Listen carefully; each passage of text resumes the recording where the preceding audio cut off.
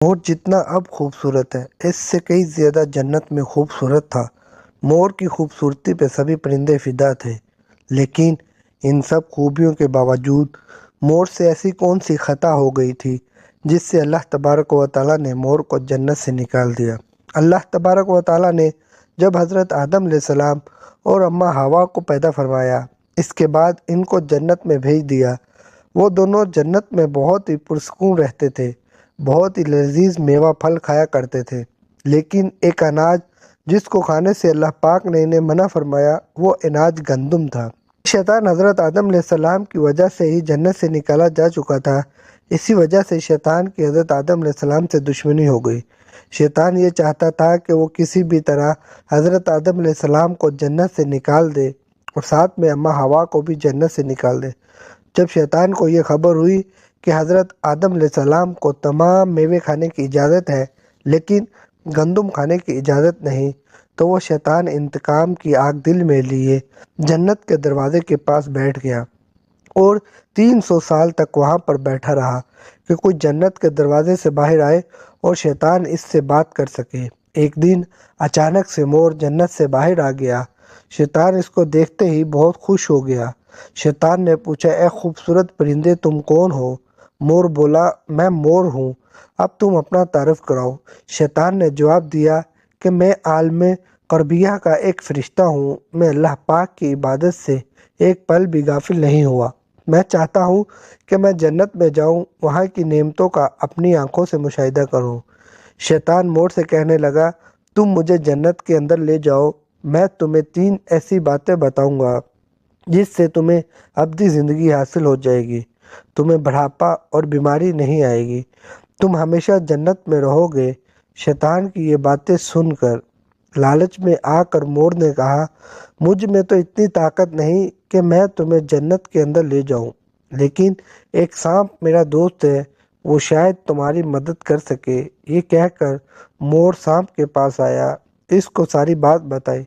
سانپ بھی شیطان کی باتوں سے بہت خوش ہو گیا، پھر شیطان کو اپنے منہ میں چھپا کر جنت میں داخل ہو گیا اور یوں شیطان اپنی چال میں کامیاب ہو گیا۔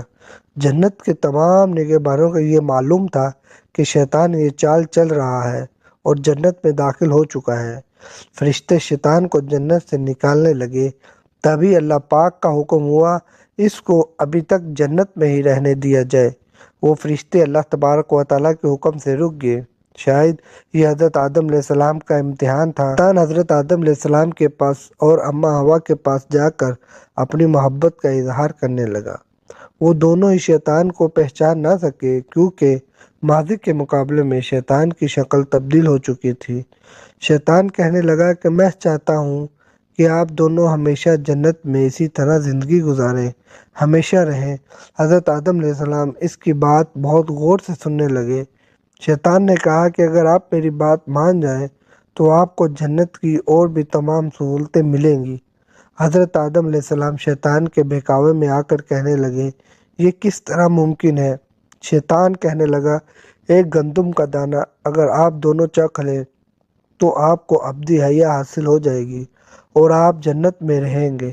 یہ بات سن کر حضرت آدم علیہ السلام کے دل میں رجحان پیدا ہوا، لیکن ان کے دل میں اللہ کی نافرمانی کا خوف غالب آ گیا۔ جبکہ اماں حوا شیطان کی باتوں میں آ گئیں، جس پر اماں حوا نے حضرت آدم علیہ السلام کو راضی کر لیا۔ پھر اس کے بعد ان دونوں نے اس گندم کے دانے کو چکھ لیا۔ جیسے ہی گندم کا دانہ ان کے اندر گیا تو دونوں کے سطر واضح ہو گئے، جس کے بعد دونوں اپنے سطر چھپانے لگے اور خوف خدا سے کانپنے لگے۔